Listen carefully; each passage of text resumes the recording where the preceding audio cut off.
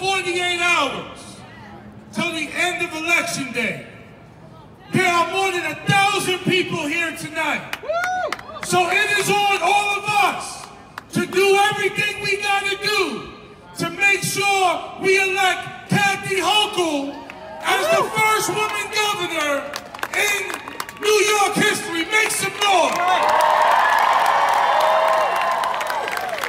We have to make sure we are knocking on doors. With less than 48 hours before the gubernatorial election in New York and the midterm election across the nation on November 8th is the final sprint for politicians running for office to convince voters in this 2020 I-State consequential election season. And to help to do that, they are bringing in big names, top party leaders, including President Joe Biden, Vice President Kamala Harris, former President Barack Obama, as well as First Lady Jill Biden and Second Gentleman for the Democrat Party to speak to voters on behalf of candidates.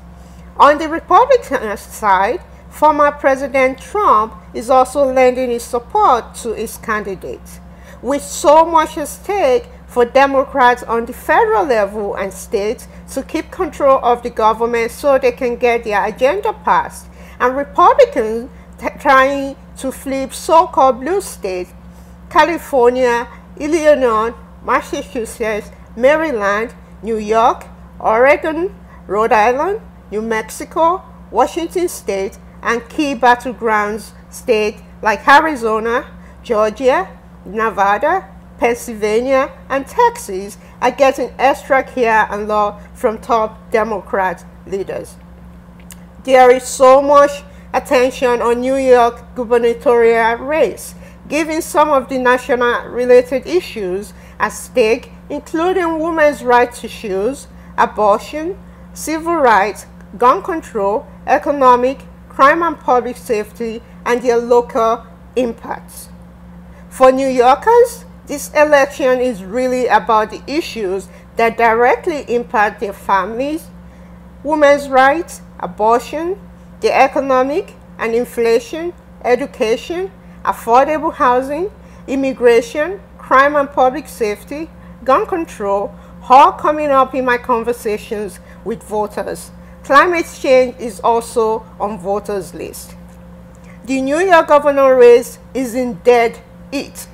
Republican Congressman Led Zeppelin has been gaining grounds against incumbent Governor Kathy Hochul by noting her missteps, such as the indictment of her first Lieutenant Governor Brian Benjamin for corruption charges. But the governor and top Democrats from the states and the White House are pushing back, touting Hochul's achievements over the past year, including enacting the nation's first gun restriction law to strengthen gun safety after the Supreme Court overturned a 50-year-old New York gun law, and taking steps to safeguard abortion rights and access for women. She has increased child care funding. She has also bringing big manufacturing businesses to New York to create more jobs for New Yorkers.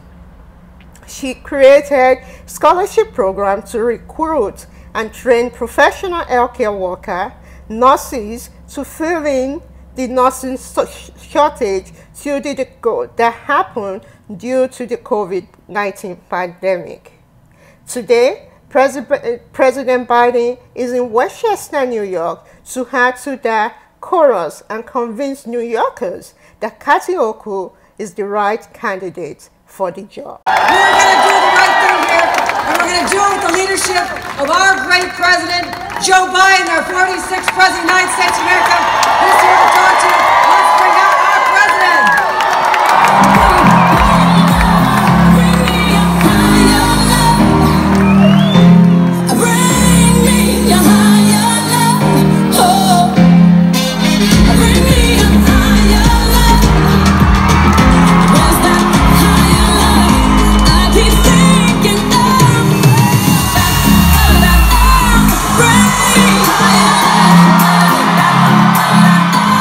Bring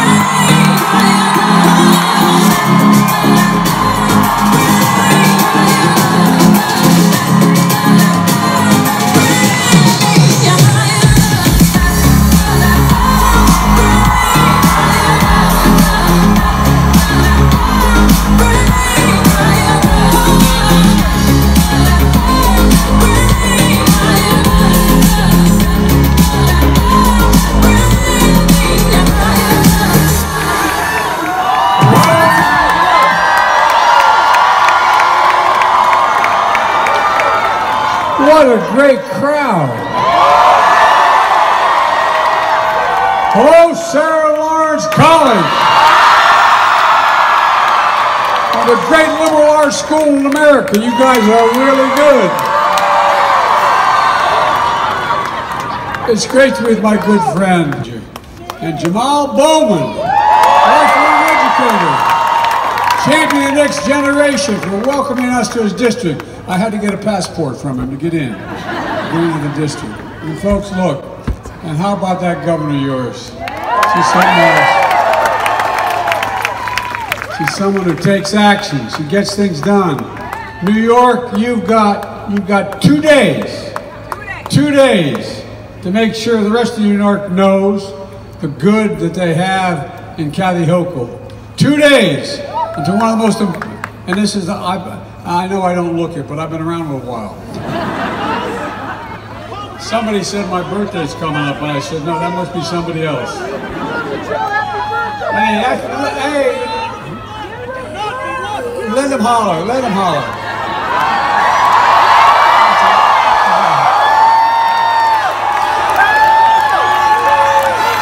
That's more like my generation. All right. I'm with you. Hey, anyway. Look, 2 days is the most important election in our lifetimes. It's going to take shape in this country for decades to come. We're on those inflection points. I mean it sincerely. Where what's going to happen the next couple years is going to have more to do with what this country looks like 20 years from now than anything else. You know, let's be clear. This will... Well, let Joe talk, okay? We're going to talk about it. Look, this election isn't a referendum, it's a choice. It's a choice between two fundamentally different visions of America. I've said from the beginning, my objective when I ran was to build an economy from the bottom up and the middle out. And I tell you what, it's a fundamental shift, and it's working compared to the mega Republican trickle-down economics. You saw what happened last time under my predecessor. The people who are engaged in that were patriots. Well, I mean, all kidding aside, you're all students history. Most of you are not old enough to have lived it very much, but you're students of it. Can you think of any other time since the Civil War where anybody says things like that? Where it's happened? Where violence is condoned? Look what happened. My friend Paul, shouldn't even get in, I'll get going. But Nancy Pelosi's husband. Look what the Republicans said. Some of them making fun of it or making excuses. There's never been a time in my career when we've glorified violence based on a political basis. Let me close with this. Today, as I said earlier, we face one of those inflection points. One of those moments that not only comes around every 3, 4, 5 generations. We all know in our bones that our democracy is at risk. Latest polls say 76% of the American people worry about maintaining our democracy. And we know that this is your generation's moment to defend it, to preserve it, to choose it. And I want you to know, we'll meet this moment. Remember, the power of America lies where it always does, with you. That's not hyperbole. With you, the vote. And the reason everybody keeps asking me why I'm so optimistic. And I'm not joking, I've been saying this for a year, because of you. And I'm being deadly earnest. You're the best educated, you're the least prejudiced, you're the most engaged, you're the most involved generation in American history.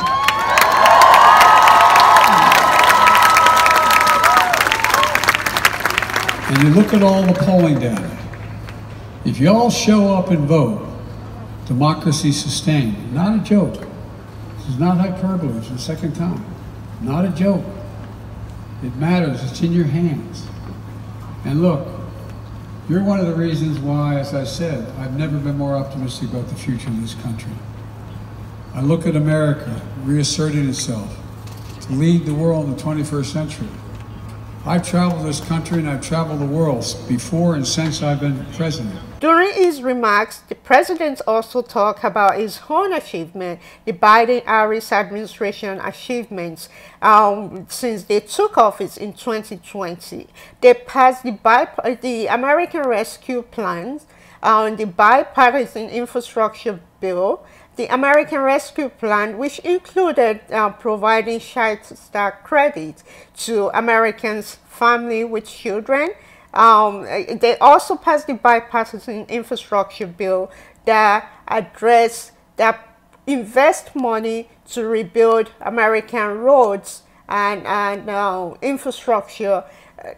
During the summer, the Biden-Harris administration also passed the SHIP Act, which is the Shape and Science Act, which will bring back manufacturing jobs back to the U.S. And Governor Hochul has taken advantage of that, including inviting businesses, including Micron, to invest in New York and create more jobs for New Yorkers. The Biden-Harris administration also passed the PACT Act for veterans, for people in the military, as well as provide student loan, student debt relief, which currently the Republicans have paused and are fighting to overturn. Some of the people I spoke with, a majority, came to see and hear what the president and vice president have to say, and they are in support of both, in support of Governor Hochul. However, there are some Democrats in the crowd that are still undecided, that haven't voted. Many of the people I spoke with have voted already, are early voters, but there are some that are still on the fence, that wanted to hear what the president and the governor have to say. Listen to the reaction. Some of these people I spoke with before the president arrived, and I also spoke with some of the students from Sarah Lawrence College, as well as the president of the college after the president spoke. At Sarah Lawrence College, President Joe Biden, this is most likely his last, perhaps his last stop before in New York before the election on Tuesday.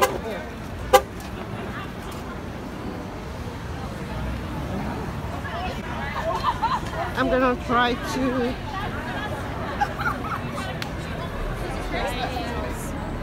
talk to some of the people online. It's gonna keep edging that back. He's just making a lot of money. You can see the crowd.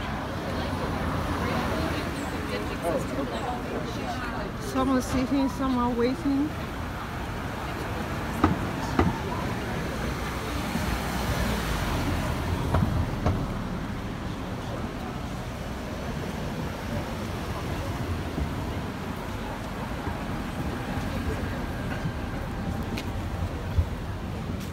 Sit down. The line still go further down. I love your t-shirt, by the way. Thank you very much. Are you are here to see the president speak? I am. Okay. Yes, I am. Yeah, talk to me about this t-shirt if you don't mind. I'm for abortion rights, and I'm here to support it. Okay. So what are some of the other issues that are important to you in this election? Some of the other issues are immigration rights, our economic. Hello, hi. I love your t-shirt. The future is female. Talk to me about that t-shirt and what brought you here today. My mom brought me Your here. mom? Yeah. Can you talk to me about being here today? Sure, I'm so excited to be on the verge of electing the first woman as the governor of the state of New York. So proud of Governor Hochul. So what do you say to those people that are saying that she's not tough on crime in New York? She's tough on crime. People have to get to know what the facts are, and unfortunately people don't always, they make their own reality. She is tough on crime. I love you voted already. I sure did. And I love your rally. I see that you're here with your friends and family. They voted. My friends, my members of my friends. I see votes. Yeah. So talk to me. What are some of the issues that brought you here today? We are in support of the governor, but we also are in support of the president. Well, let me talk for myself, but I also want to hear what they have to say. And we did a Get Out to Vote rally yesterday, and then walking on the street and talking to people, they were kind of upset about what was going on. But in talking to them, I said you have to weigh both sides and see which side is going to do the best for you. That's how I look at it, because no one is doing everything that we want. So it's kind of like you gotta pick the lesser of two evils. Okay, I'm using that as a phrase, not that. Not that. Yeah, I understand. It's just that nothing is perfect, and you have to pick the person or the party that aligns most with what you believe in and where you want to go. And then once you get them elected, you have to hold them to task. So it's not like, okay, they're elected, you have to Or them to task. What brought you here? Well, President Biden was going to be here, so we wanted to come out and see him and support him, and also support the governor. What are some of the issues that are important to you in this election? Well, definitely the economy, but also abortion, because the Supreme Court overturned it after being the law of the land for almost 50 years. So we have to get elected officials that are going to be concerned about us, our issues, not those extremists. Okay, so when you say our issues, let's talk about the Black community, for example. What are some of the issues that you would like the elected official to address that they are not addressing now? Well, the voting rights is important, and I think that we need to get that passed. That's one of the key factors, because our voting right has been impacted on that. And so we need that to happen. And I think that the President Biden have done an excellent job with regard to what he have done in 2 years, based on all of the things that he have achieved. And he can do more if he continues to have the support between the Senate and the Congress, the House, and so he can be able to finish the job that is needed to be done. So I am definitely for what he is doing, and I'm looking forward to hearing what he has to say with regard to that. So we pray for him on a regular basis, and that him and his wife, that they continue to do well. Can you talk to me about your program, Youth Shelter? Sure. The Youth Shelter program is Westchester's only alternative to incarceration. We actually service young individuals ages 18 to 24 in our residential component, and we have community programs that service young people between 16 to 25. Okay, so what brought you here today? Well, exposure and learning the power of the vote is something that we want to encourage our young people to understand, and we want to make sure that they are clear on all choices they have in life, and their voice needs to be heard, their voice needs to be understood, and we want to empower them and lift them. I mean, housing is one of the issues that, the housing crime are some of the issues that are being talked about in this election. So talk to me about how you go about empowering your youth. Education empowers our youth. Helping them understand what is up against them empowers our youth. If we don't expose them to these things, then they're not aware, and lack of awareness promotes just bad decisions when you don't know. So these are the ways in which we try. And what message do you have for your elected officials? Listen to our young people. They have all the knowledge, all the wits. don't make decisions for them, make decisions with them. Without them, you're not going to be in term for long. Trust and believe they have the power and the voice. But you did your early voting already? Yeah. You're waiting to see the president and the governor speak? Yes. May I ask you if you can talk about being here today? Being here today, in what manner? You know, like regarding some of the issues that brought you here, in support to hear what the president and the governor have to say. I would like to hear what they have to say before I make any final determination about what I'm going to do on Tuesday. So that's why I'm here. Oh, okay, so you are still undecided. I am. Why? Because I need to hear more about what the issues are from the two people who will be leading the state and the president.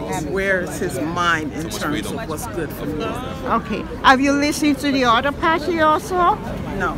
Okay, so but you are waiting to hear what the president and the governor have to say before you decide on Tuesday. Yes. Okay. But in general, what are some of the issues that are important to you? Education is important to me. Are you an educator? I am. Okay. So having the First Lady as an educator in the White House, do you what is your view about that? Do you think she's championing your profession and also education for children? To a certain degree, she has been championing educational issues, but there can always be more done. Okay. What do you say regarding the student debt relief the Republicans have passed right now? I believe that what he did, what he's attempting to do is fair for everybody concerned with students' loan debt, specifically public service folks who are working in education like myself and other public service offices. So I believe that he's trying to do something to alleviate all of the debt that we are in as a result of not getting a free education here in the United States. What are some of the issues that you're seeing in school right now? Some of the issues that are not being addressed is the whole child. It's right now students are still being evaluated by state testing, for example, with no regards to the fact that the students were out of school for nearly 2 years with not uninterrupted education, but an education where they had to get used to being online and not being able to have the benefit of teachers in their classrooms alongside them. So, in my opinion, state exams should have been put on hold, and they were not. So, and students and schools are still being judged by those things, by the state exams. You just had the candidates and also the president's part. I opened the bike right what here. did you take away from this rally? I feel like it was very empowering as an undergrad student at Sarah Lawrence. As an undergrad student at Sarah Lawrence studying political science and a future lawyer, I feel like what he gave for young undergrads to go out and vote, it was totally amazing. And that was my takeaway from it. So, have you voted? Is this your first time voting? Yes, it's my first. Yes, it's my first time voting. Last year I was thinking about it, but then I'm from New Jersey, so this is like my first time actually voting for. Okay, so what inspired you to vote this time around? For women who look like me, inspired to vote. When one of the congresswomen was talking about that we were fighting to vote for ourselves and fighting to vote for what we were believing in, I feel like it's a way to give a speech for other people who need to look like you and who have to go out. So that's why I want to vote. Thank you. I see you came in with your friend. Yes. Yeah, camera shy? A little bit. A little bit? So, again, I will ask you guys, what is your takeaway from this? You came in today with what mindset? Did you hear what you really wanted to hear from the president and the candidates today? I think I was just proud to see women of color on stage. Very proud to say women of color say thank you? I didn't come here with much expectation, but I was glad to hear like how they recognize young voters and how they realize how important we are, at least to this voting and voting in general, and kind of respected us and treated us as if our votes matter, really. Okay, so is this your first time voting also? Yeah, it is. Okay, what inspired you to vote this time around? Is it the political issue? There wasn't really much inspiration. It's just that I guess the other times I wasn't like registered and wasn't like qualified to vote yet, but now I am, so I will vote. Thank you. You're welcome. President of the United States and also the governor of New York. Today is an amazing day for your school, I will say. And talk to me about what this means for Sarah Lawrence. We were delighted to host the president and the governor because, as I said when I spoke, democracy matters. Our students are deeply committed to voting, to democracy, and so to have the president here was just an extraordinary day for us. Okay. Like the governor said during a speech, and you also mentioned, and so many other elected officials mentioned today, the issue online regarding women's right to choose. How do you talk to your students about what is going on right now? So as I mentioned, we have a series called History Matters, and we actually began this year with Melissa Murray, a constitutional law scholar who came and did a panel on reproductive rights and the history of reproductive rights. So we do it by engaging intellectually, and we do it by engaging with them about health and wellness and how to think in the right way to have those kinds of choices. So you are preparing women. We're preparing women and men. And women and men. And we are very strong supporters of LGBTQ communities. So for all of our students,